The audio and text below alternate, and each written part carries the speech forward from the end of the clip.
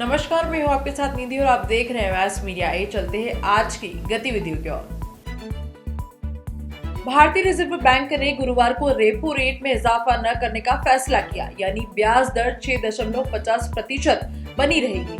लगातार तीसरी बार आरबीआई ने दरों में बदलाव नहीं किया है। आरबीआई गवर्नर शक्तिकांत दास ने आज मॉनेटरी पॉलिसी मीटिंग में लिए फैसले की जानकारी दी। साथ ही आरबीआई ने फाइनेंशियल ईयर 2024 में महंगाई का अनुमान 5.1% से बढ़ाकर 5.4% कर दिया है।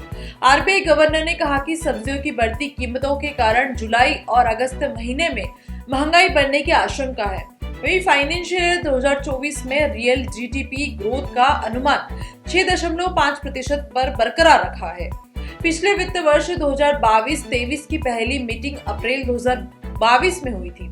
तब आरबीआई ने रेपो रेट को 4% पर स्थिर रखा था, लेकिन आरबीआई ने 2 और 3 मई को इमरजेंसी मीटिंग बुलाकर रेपो रेट को 0.40% बढ़ाकर 4.40% कर दिया था।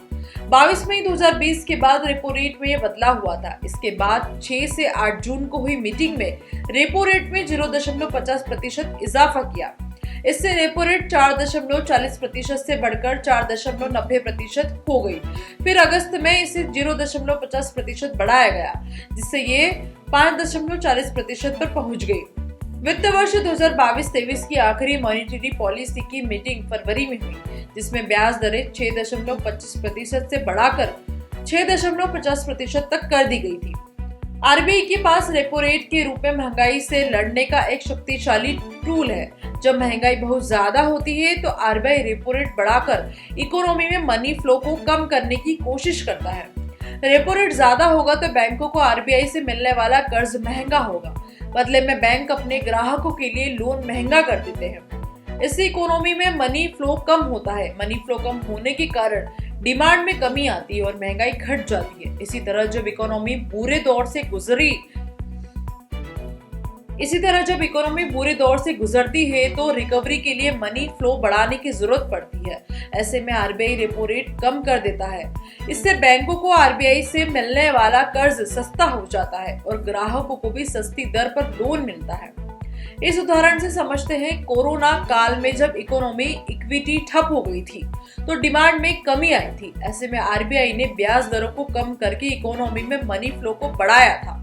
आरबीआई ने FY25 की पहली तिमाही में रियल जीडीपी अनुमान 6.6% दिया है। वहीं फाइनेंशियल ईयर 24 के लिए रियल जीडीपी ग्रोथ का अनुमान 6.5% पर है। आरबीआई गवर्नर ने कहा कि दूसरे देशों के मुकाबले भारत ग्लोबल चुनौतियों से निपटने में ज्यादा सक्षम है। इंडियन इकोनॉमी मजबूत बनी हुई है। महंगाई को लेकर चिंता और अनिश्चितता बरकरार। आरबीआई गवर्नर ने कहा कि महंगाई को लेकर चिंता और अनिश्चितता अभी भी बरकरार है। आरबीआई के अनुमान के अनुसार वित्त वर्ष 2023-24 में महंगाई 4% के ऊपर ही रहने की संभावना है।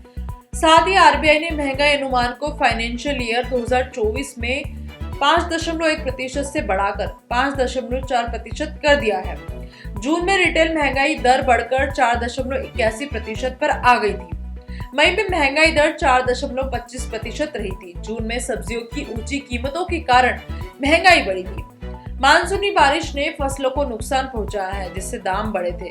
कंज्यूमर फूड प्राइस इंडेक्स जून में बढ़कर 4.49% पर पहुंच गया। वहीं मई में ये 2.96% पर था और अप्रैल में यह 3.84% रहा था।